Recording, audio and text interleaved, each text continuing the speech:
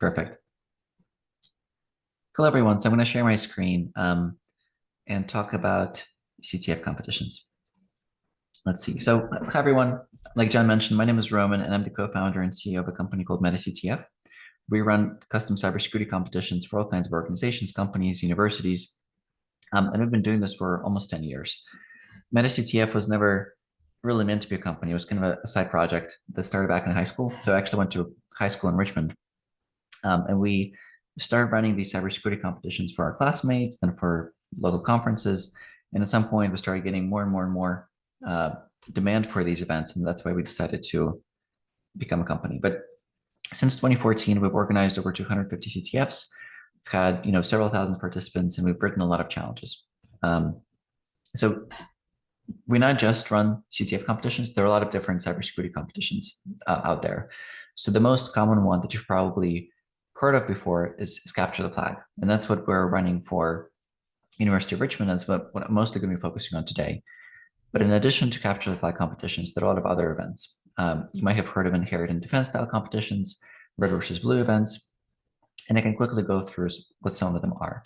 So once again, CTFs or Capture the Flag competitions are the most popular cybersecurity competition format. There are a few different types, but you might have heard of Pico CTF, DEF CON CTF, some of the other big events. And the way they work is participants are, given a list of challenges or given certain services, and their goal as participants is to obtain flags. And then the more flags they get, the more points they get, and the higher they score. Inherit and Defend competitions have been around for quite some time as well. The most popular one that you might have heard of is the Collegiate Cyber Defense Competition, or CCDC. There's also the Department of Energy Cyber Force, Cyber Patriot, and some other competitions. But the way they work is, instead of capturing flags and gaining points, the way those competitions work is you're given a set of virtual machines or services that you're trying to protect in real time. And your goal as competitors is to find vulnerabilities in them, find malware, patch the machines, get rid of the malware, and try to defend these machines either against some simulated threats or professional red teamers in the case of CCDC. Red versus Blue is a very broad category. It means different things to a lot of different people. But another common competition type that you might hear about is King of the Hill or Conquer the Hill. And the way those competitions work is, instead of every team given a set of services they're trying to protect, there is kind of this field of a bunch of services that are available publicly. And your goal as competitors is to break into the services, plant your flag, and then keep them under your own control for as long as you can, while other teams are trying to take over the control of those machines from you. And there are a lot of other competitions as well. You can take almost any field within cybersecurity and find a competition that focuses on that. So, for example, there's a penetration testing competition, there is a forensics competition, all kinds of different events. And the goal of these is to, first of all, get people excited about cybersecurity, but also these competitions are a great way for you to learn some skills in a hands-on way. Because when you try to learn new skills, if you're learning them through a presentation, if you're reading a book, the effect you get is not the same as if you actually try doing some of these things hands-on. And that's kind of where we come in. So I'm going to talk about this Capture the Flag competitions. So there are two main types, Jeopardy style and Attack and Defend style. Jeopardy style is the most common one. That's what we're organizing for you next week. And the way that works is participants have a list of independent challenges. They cover a range of different categories, a range of different topics, a range of different difficulties. And your goal for each of those tasks is to read the task, look at some kind of artifact that is provided, and then use that to obtain a flag. So, for example, if you're trying to solve a web exploitation challenge, your goal might be to break into a vulnerable application and steal something. If you're trying to solve a forensics challenge, your goal might be to analyze some kind of artifact, find traces of malicious activity, and then somewhere there you'll find a flag. And I'll talk more about that later on. But Jeopardy style CTFs are great competition format because they're beginner friendly. they can also cover a lot of different topics, and they're easier to get into. Another common competition format that you'll mostly find in Europe, it's not as popular in the United States, but it's called attack and defense. As opposed to solving challenges that are independent and cover a range of different topics, in an attack and defense CTF, you're trying to, each team is given a set of services that they're trying to protect in real time. They have to find, vulnerabilities in them. They have to patch those vulnerabilities, and they have to exploit the same vulnerabilities in other teams. So it's a lot more intense, a lot more hands-on. But as opposed to Jeopardy-style CTFs that can cover a broad range of topics, attack and defense competitions mostly focus on secure coding, with an element of forensics. Depending on who you ask, you might hear about other types of CTFs. If you go on ctftime.org, you will see that they list HackQuest as another type. Sometimes you will see Boot to Root listed as another type. Personally, I like to lump those into Jeopardy-style category, because I think the way those CTFs are often set up is just like a Jeopardy-style CTF, but with more with challenges that you have to solve in order. And just to give an example of what the different scoreboards look like for Jeopardy-style CTF and attack and defense CTFs, here's an example. So this is what you will see in our platform. Every challenge you solve, you'll get a certain number of points, and the more points you get, the higher you will score. The attack and defense scoreboard is a lot more different and a lot more complicated. You have your attack score, you have your defense score, you have your service uptime score. It's a very fun competition format, but it does require a lot of practice, a lot of preparation, and it's not as common.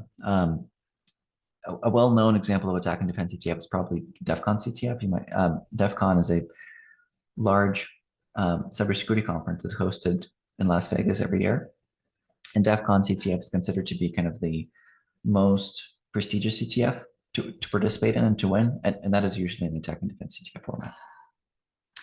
Let me see if there are any questions. Yeah, so like John mentioned, if you guys have any questions, feel free to post them here, and I can answer them as I go. Yeah, and so why should you participate in CTFs? There are two main reasons for that. First, CTFs are a great way to learn specific skills, learn specific tools, learn specific languages. Instead of listening to a presentation or reading a book, CTFs give you real-world examples of how some of these tools or how some of these methodologies are used, and you can use them, and you can use these challenges as a way to practice using these tools and using these skills. In addition to learning specific skills, CTFs are also a great way of kind of learning this hacker mindset, and all that really means is instead of trying to instead of using some kind of tool, using some kind of system just as a user without really trying to think about how it works, CTFs are great at encouraging you to kind of try and understand how the system works, what's happening behind the scenes, and because of that, you're also able to identify what are some potential flaws in the system and how you can more easily exploit them or fix those flaws. And even if you're not interested in cybersecurity, even if for example, if you're trying to be a developer, if you're trying to be go into sales or something that's not cybersecurity related, it's good to know these different cybersecurity concepts, because regardless of what field you're in, you do have some kind of whatever company you work at, the cybersecurity posture of the company is in some ways you're a part of that, and being able to understand these different vulnerabilities, kind of how hackers think, how these things work, will help you with that. And especially if you're a programmer, being able to understand where potential vulnerabilities are and how they're exploited will help you write better code. So just to kind of phrase it differently, I mean, one of the best ways to be proficient in security and be able to secure a system really well is to have an in-depth knowledge of how that system works. And one of the best ways to have learn this in-depth knowledge about how the system works is to try and break the system. And CTFs are a great tool for that because they let you do that in a controlled and an open environment where you don't have to worry about breaking something. Yeah, and so just to show you what the platform looks like, this is what you will see once the competition starts. In a Jeopardy style CTF, you have a bunch of different challenges, and each of the challenges will be kind of in a box like this. In our platform, they're color coded based on the category, and you can actually click on different categories to sort them, to filter them out. But if you look at each of the different challenges, you will see a few things. First, there's the challenge title. Challenge title will point you, might point you in the right direction, kind of give you an idea of what it is that you're supposed to be doing, might also give you a hint. So make sure you pay attention to that. You will also see the number of teams that solve the challenge and the point value. These two numbers will give you an idea of how difficult the challenge is. I often see beginners kind of scroll down all the way to the bottom of the page and start solving challenges from the bottom. You're welcome to do that. There are no restrictions for you. You don't have to solve the challenges in any particular order. But if this is your first time participating in the CTF, I would definitely encourage you to start at the top and solve some of the first introductory questions, and then go down, to harder challenges, because it will help you kind of get a feel for how the platform works, and you won't get stuck as early on if you've never done this before. The most important part of the challenges is the description. In a lot of CTFs you participate, you might often see that this description is very short. There are not that many CTFs out there, but that do that. But often, I would consider those CTFs to be not poorly made, not well made, because the goal of these events is to teach you something, is to encourage you to learn, and the description often gives you some kind of context, some kind of information about the challenge that will help you understand what you need to do, so that you as a participant can then go and actually do some research and be able to solve that challenge. And so in the challenge description, you will also often be given some kind of artifact. In this case, it's a string of text. In some other examples, it might be a link to a website, it might be a link to some kind of vulnerable service, it might be some kind of file that you're trying to analyze or reverse engineer. But the challenge description will kind of tell you what it is that you need to do for that specific challenge. And once you solve that specific challenge, you'll be able to find something that looks like a flag. In our platform, most flags are in this format. They start with the word MetaCTF, and they have a middle part that is some kind of phrase separated with underscores. And if you find this string and submit it right here in this field, you'll be able to get points for it. And this means that you capture the flag, and now you can move on to the next challenge. Our platform also supports different hints. So if you click right here on this question mark in our platform, you'll see a free hint for every single challenge that will nudge in the right direction. There is no point penalty for using these hints, because they won't give away the solution, but they'll kind of help you get started and help you figure out what the first step is. At some point in the competition, we might enable additional hints, but before you ever lose any points, there's going to be a prompt that confirms with you if you want to use this point. So don't worry about clicking this button. Use it as a resource. And so as you submit these flags, as you gain points, the team with the highest number of points will end up scoring higher, and that's what determines who's going to win. If two teams have the same point value at the end of the competition, the way we determine the winner is by seeing who got to that point value first. And so these are the most common challenge categories that you will see in most CTF competitions. Web exploitation is personally my favorite one, and that covers pretty much anything that has to do with websites. So it might be as simple as right-clicking on the website, taking a look at the source code, and seeing how some of the buttons on the website operate. Maybe there is a login form that's asking you for a password, but the password is simply stored in JavaScript on the client side, which means that you're able to look at the source code and see what's happening. Some of the web exploitation challenges might be more difficult, so they might ask you to, perform some kind of SQL injection or cross-site scripting, other kinds of vulnerabilities. And, once again, if you're not sure what kind of vulnerability you're looking at, take a look at the challenge title, take a look at the hint, or the description. Often will hint what the vulnerability is. And often if you see some kind of technologies being used that are unique, often the vulnerability is going to be in that technology. The forensics category usually requires you to take a look at some kind of file, at some kind of log, and find traces of something. You might be looking at a log file trying to find traces of malicious activity. You might be looking at a network dump of packets being sent from one machine to the other, and learning how to use tools like Wireshark with the goal of seeing what file was downloaded, or seeing how why HTTP is an insecure protocol, how you're able to see what's being sent over that protocol. You might be looking at a memory dump, trying to see what happened in a machine, and so forth. In the reconnaissance and OSINT category, there are usually two types of challenges. The first one is less technical, and those challenges you might be trying to find, well, regardless of what the type of challenge is, your goal in this category is to find some kind of information about some kind of target. And the target might be some kind of server, or it might be some kind of fictitious individual or fictitious person.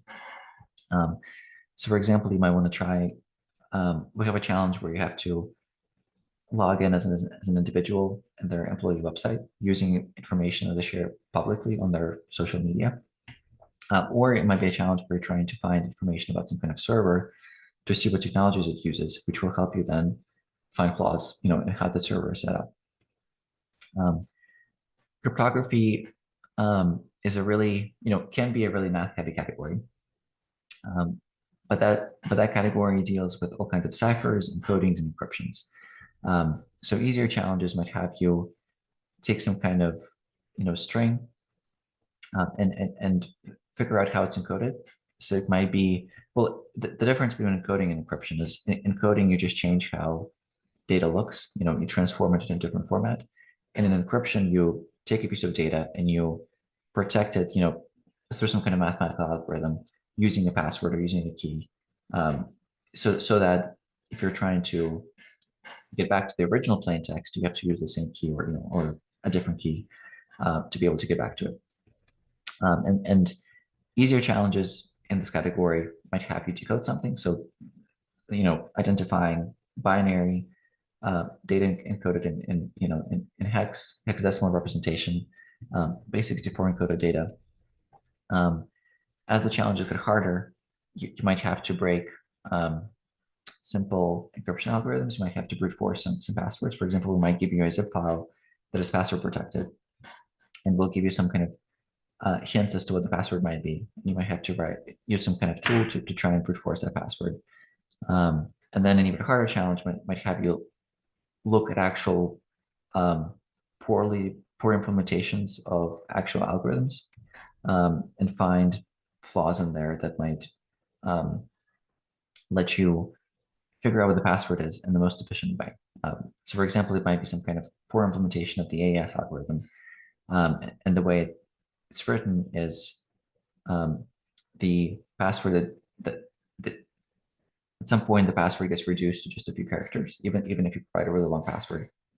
And so kind of being able to look at the algorithm to figure out what flaws in there. And some of the harder challenges for me personally are pretty hard.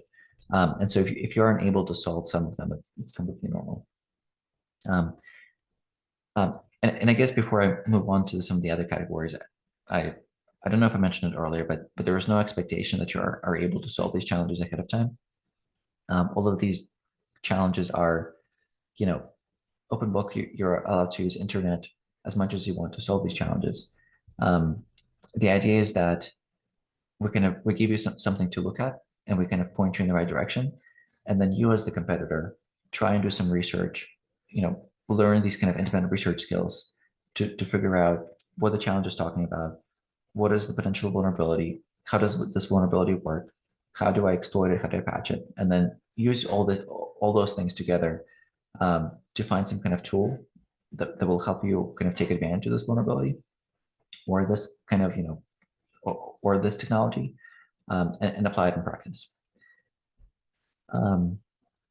So the reverse engineering category is very broad, but it mostly covers, but it mostly means any kind of challenge where you're trying to take something apart and see how it works. In a lot of CTFs, reverse engineering category will be limited to compiled C code. But we take this more generally. And so, our reverse engineering challenges can cover all kinds of technologies. So we might give you some kind of Android application, and what you have to do is, take it apart, see what kind of files are stored in it, see how it works.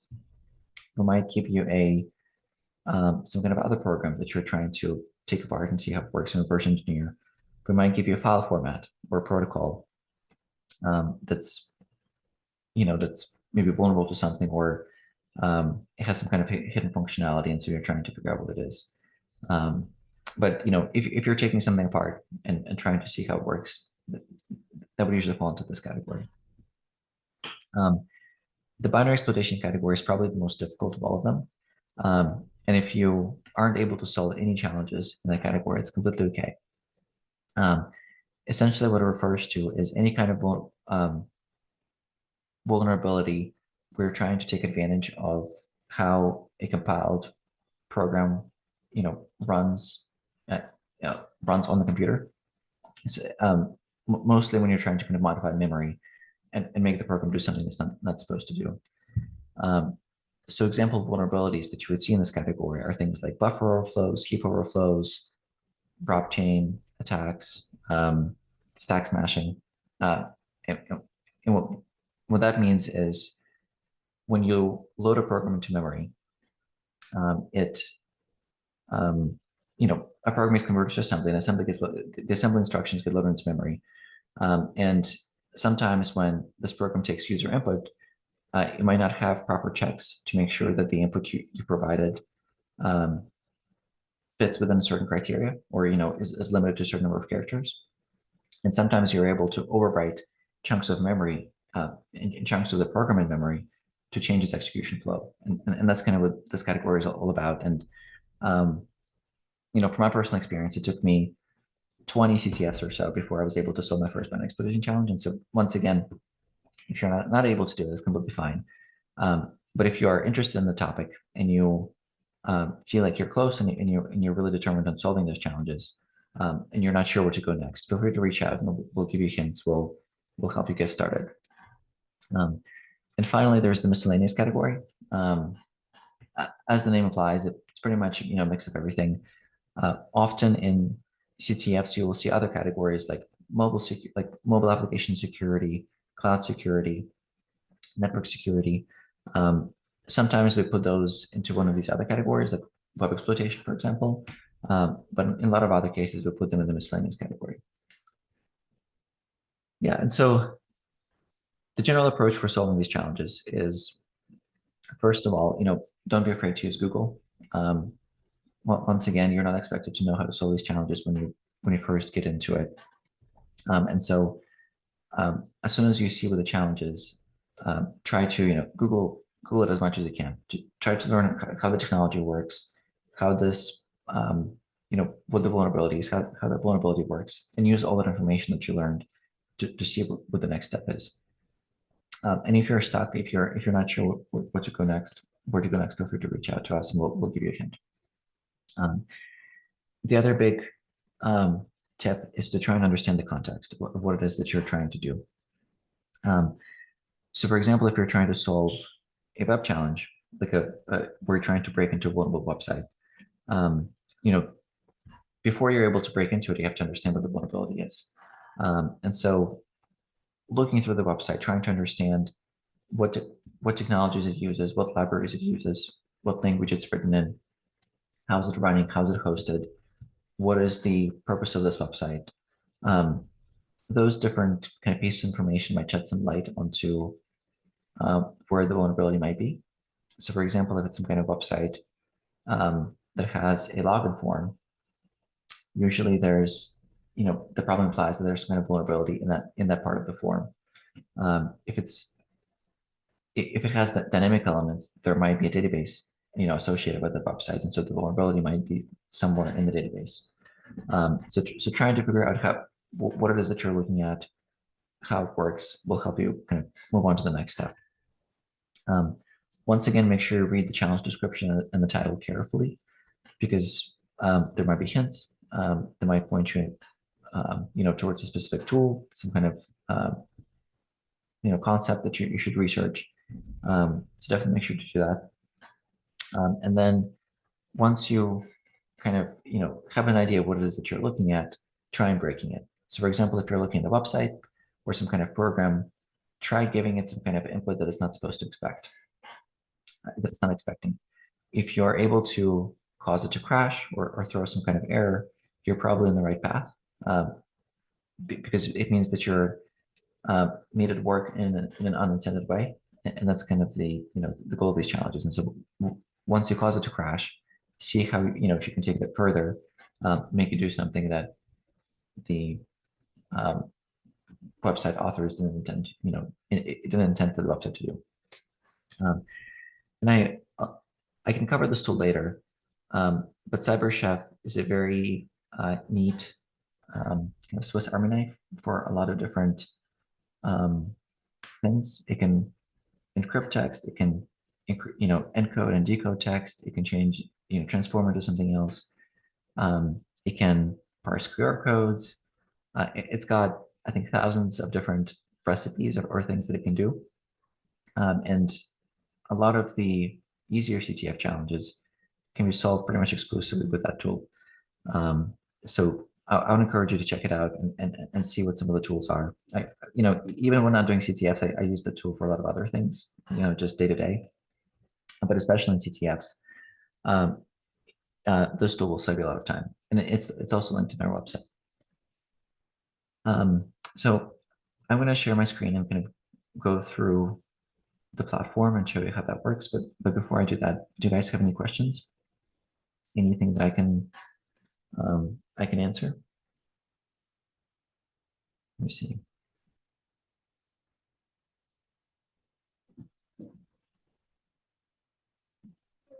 So it doesn't seem like there are any questions. All right, so this is what our platform looks like.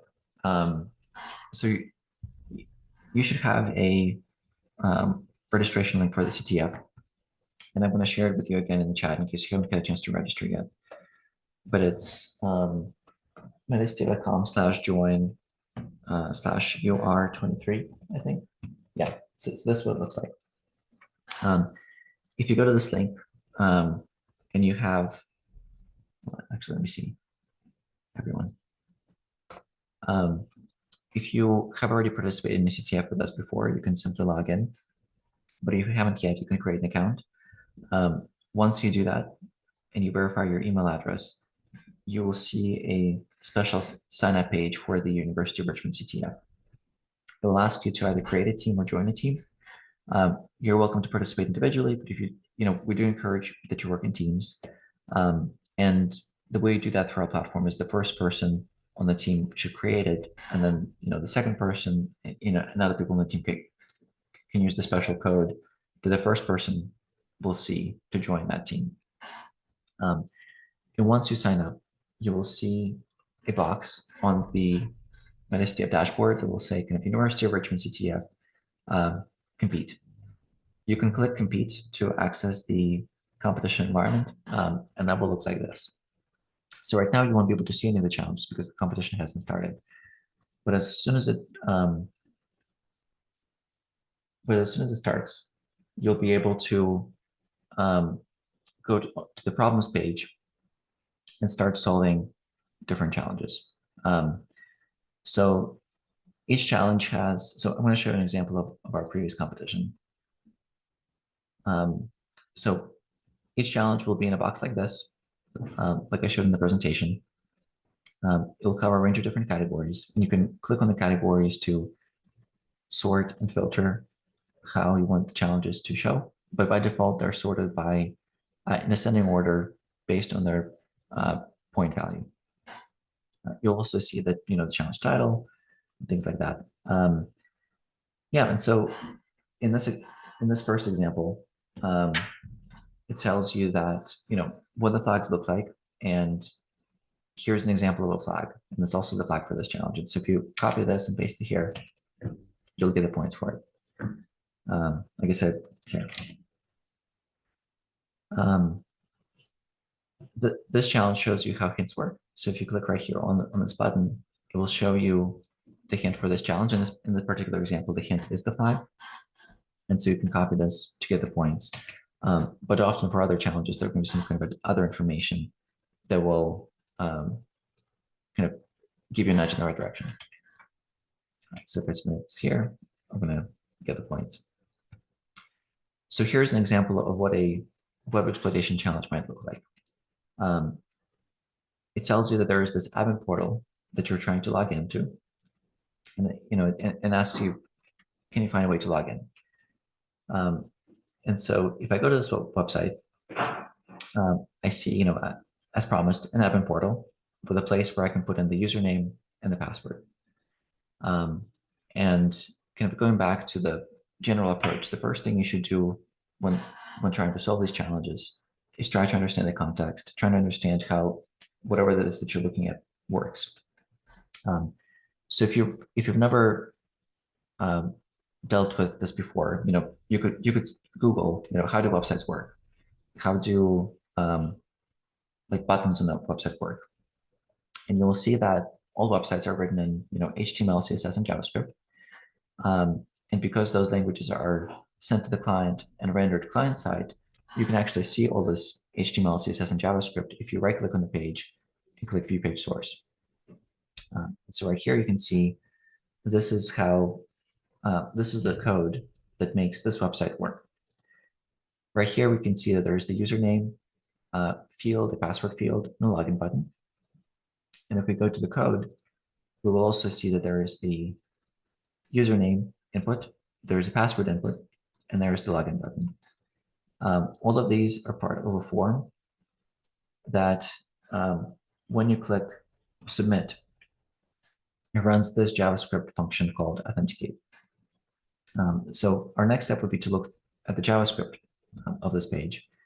And if we scroll up to the top, we'll see that there is this script block, which does contain our authenticate function that we're looking for.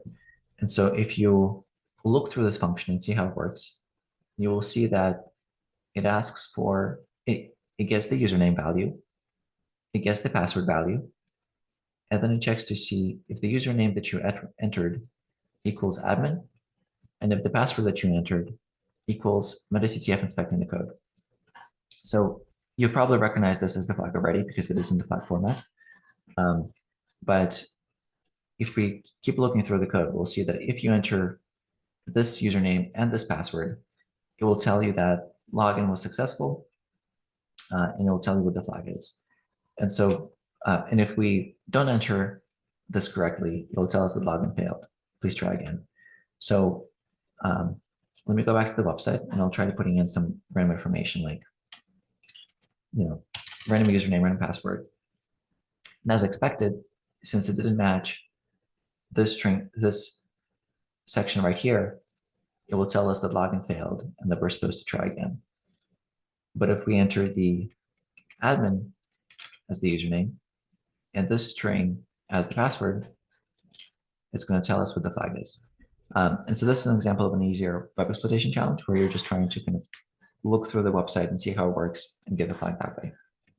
And so if I take this, if I put it in the platform, I'm going to get the points. Here's an example of a cryptography challenge. And here it talks about, a hashing algorithm. What is a hashing algorithm? And it gives you an example hash. So you can read this challenge, but the goal of it is to identify what type of hash or hashing algorithm is being used to generate this hash. And there are a few different ways to figure this out. The goal of this challenge is to introduce you to this concept. But like with similar kind of other challenges, the first thing you should try and understand is, what it is that you're looking at. And so try and approach this challenge by seeing what things stand out. So you can see that right at the beginning, there's this sequence, $, 2y, $10, $. And then there are a bunch of random, you know, letters, numbers, a slash, a dot. And so if you take this information and you start Googling, you'll pretty quickly find out that um, this is a type of for example,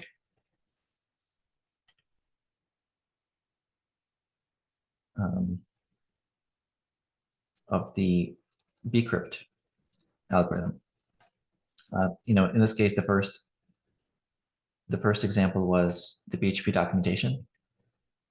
And it'll tell you that by default, this is what the password it produces look like, and the default algorithm is bcrypt.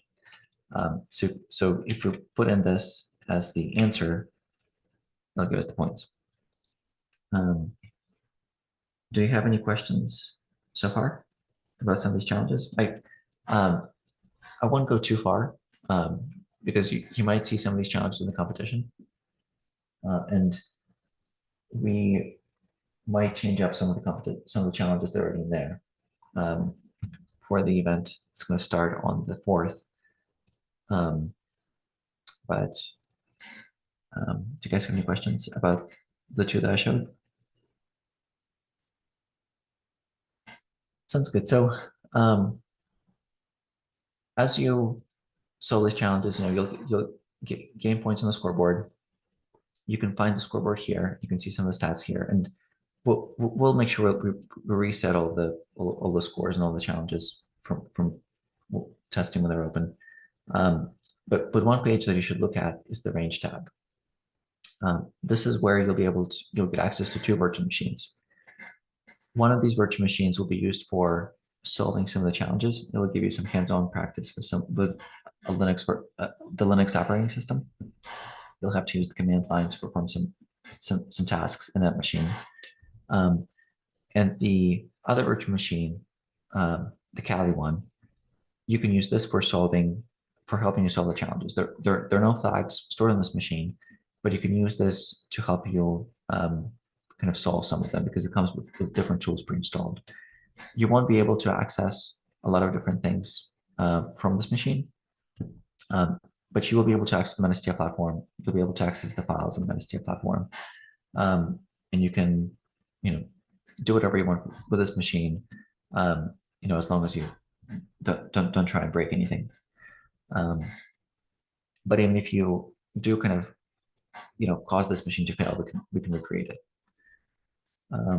Yeah, and so make sure you pay attention to these two. As soon as you start the competition, you won't be able to access them until you solve one of the introductory challenges. And so if you're trying to go to this page and these buttons aren't working, go back to the problems page and try to solve a few challenges that don't require the use of the virtual machine. And then you have to wait a few minutes before they boot up. The other thing that I was going to show you is the CyberChef tool. So this is the tool that I talked about earlier. But as you can see right here, there are a lot of different operations that it has built in. Everything from converting things to different representations. For example, base64 hex, and you can chain them together. You can also generate QR codes. For example, let's see. You can parse QR codes. You can, generate hashes. You can do things with code, do regular expressions, all kinds of things. You can even decompile x86 binaries into assembly, disassemble, not decompile. And so you'll be able to use this tool to solve a lot of the challenges. All right, well, going back to the presentation, I can briefly talk about some of the tips of how you can do well. So, often you don't really need to prepare for the competition. but it does help if you have some kind of machine or folder in your computer set aside for this event, because during it you'll likely have to download a bunch of files, do some research, um, you know, write some notes, maybe write a script or two, and it helps to set aside some kind of workspace that you can then clean up after the competition is over. If you are working in a team, figure out a way to take notes, figure out how you're going to communicate with your teammates. Maybe create some kind of Google folder or a Discord chat, a Discord server where you can communicate with your team.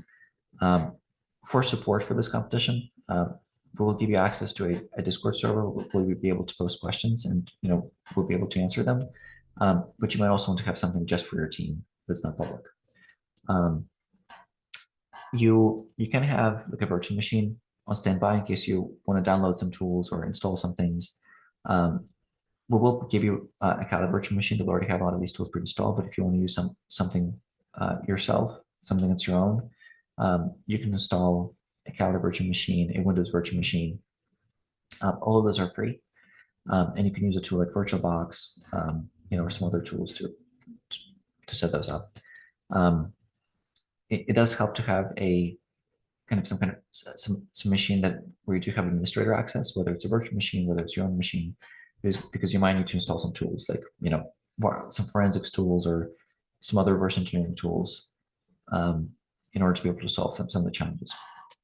And once again, you can use the Kali machine to do that. Yeah, so use CyberChef. Make sure you have some kind of text editor, hex editor, Notepad++ or something like that installed on your machine, so you're able to more effectively look at some of the files that we give you. It's one thing to look at a file through the program it was intended to be looked at, like maybe a Word document or maybe some kind of image, looking through the image viewer. But sometimes there might be issues with those files. Like, for example, one of the challenges we might ask you to, we might tell you that the file was corrupted, and so now you have to fix a few bytes in the beginning to make it open. And so using tools like this will, first of all, help you do those things, solve those challenges, but also will help you understand what it is that you're looking at. Because in some cases, if those files will not have any file extensions, they might not have the right extension. And so being able to look at the files that way will be helpful. If you do want to participate in a lot of more CTFs in the future, it does help to know some kind of a programming language to simplify a lot of the tasks that you're trying to do. And so languages like Python will be very helpful for solving some of the harder challenges. Once again, make sure you use Google as much as you can to solve these challenges. Often you will see solutions from other CTFs, with different challenges that have similar vulnerabilities with examples of how those vulnerabilities work and how to exploit them. And you can, read those write-ups for hints. After the CTF is over, feel free to check out some of the other public CTFs that we ran or that some other organizations ran, and read some of the write-ups published by the participants, because that will help you gain a better understanding of how these challenges work, how to approach these, and the more challenges you solve, the more write-ups you read, the easier it will be for you to identify patterns in these challenges, and so you can be a lot better player, in your next CTF. Make sure to take notes. If you find a certain tool really helpful for a specific task, make sure you make a note of that, because that when you might encounter something similar again, instead of doing the research and trying to figure out what tool you're supposed to be using, you might already have the tool somewhere, saved somewhere, and it will save a lot of time. And there are some websites like Hacktricks, a lot of other kind of CTF 101 wikis that summarize a lot of the most common vulnerabilities and CTF challenges that you might see. And so you can use those to help you solve the challenges, or as a way to prepare and learn about some of them.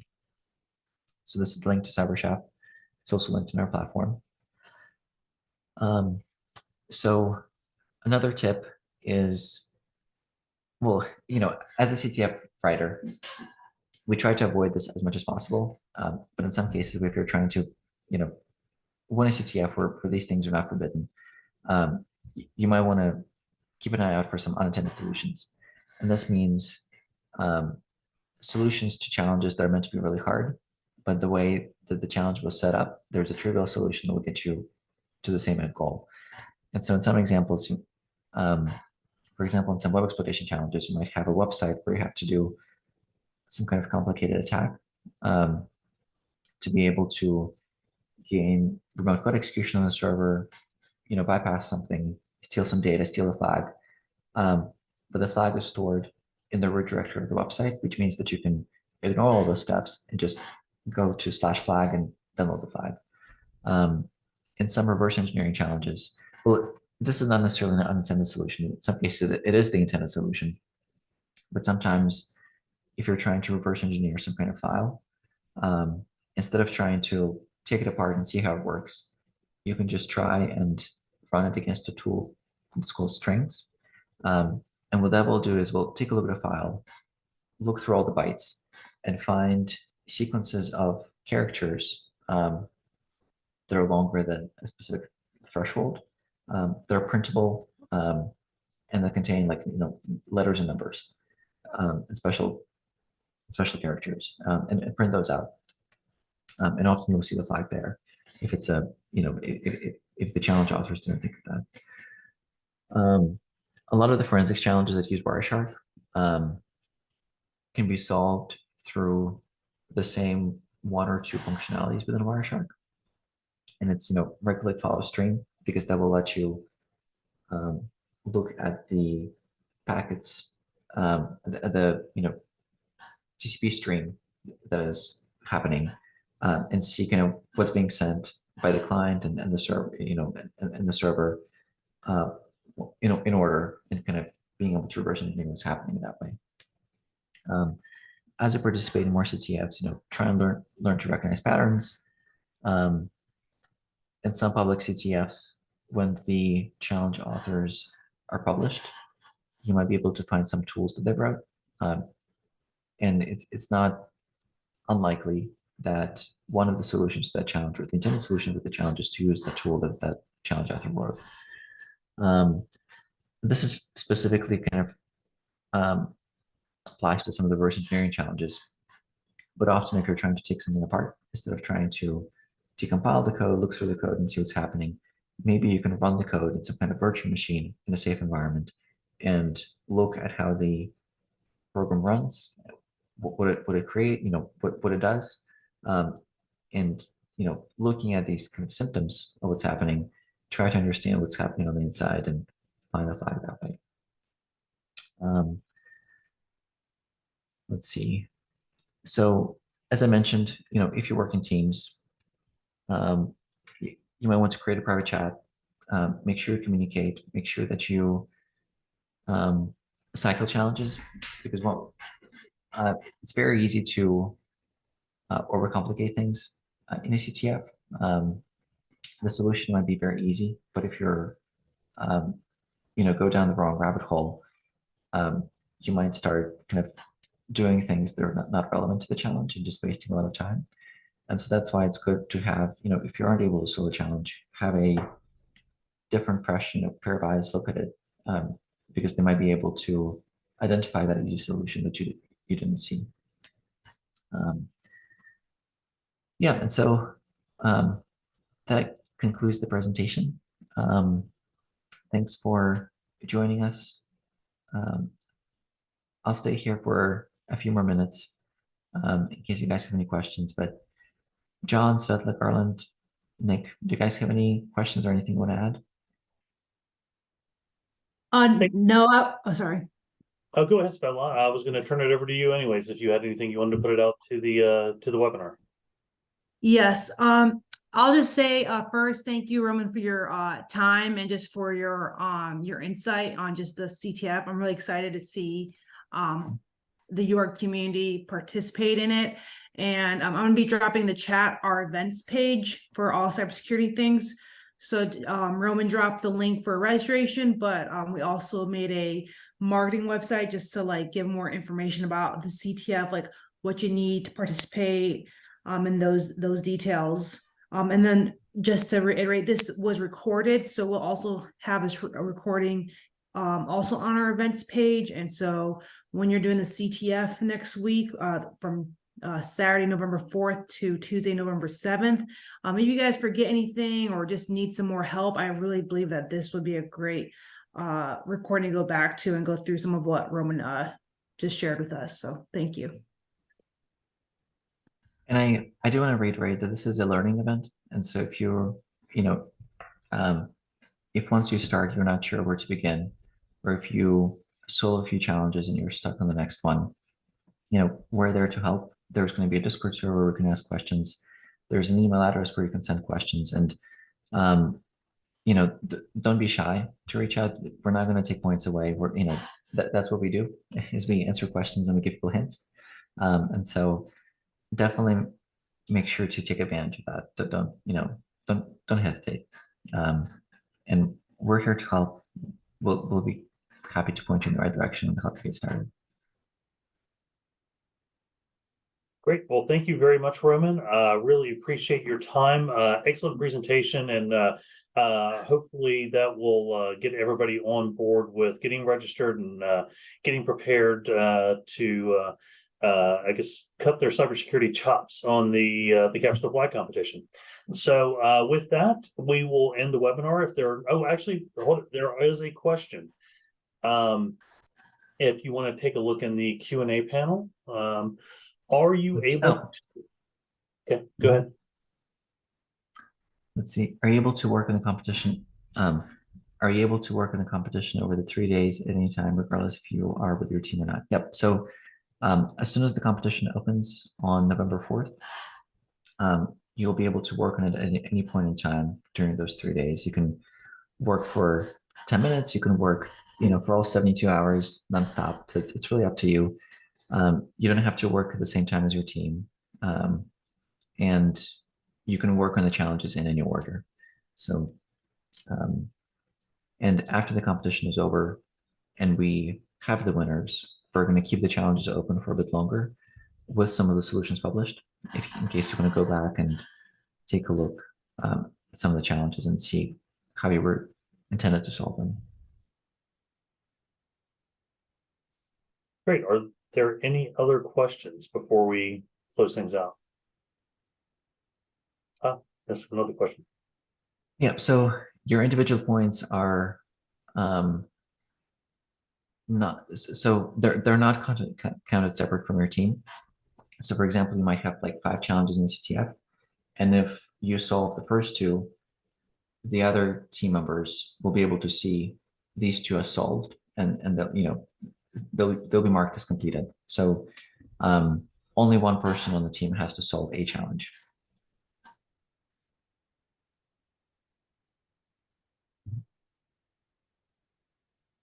Great questions. Anything else? Great. If not, thank you all very much for joining us this afternoon, and best of luck with the competition. Thank you.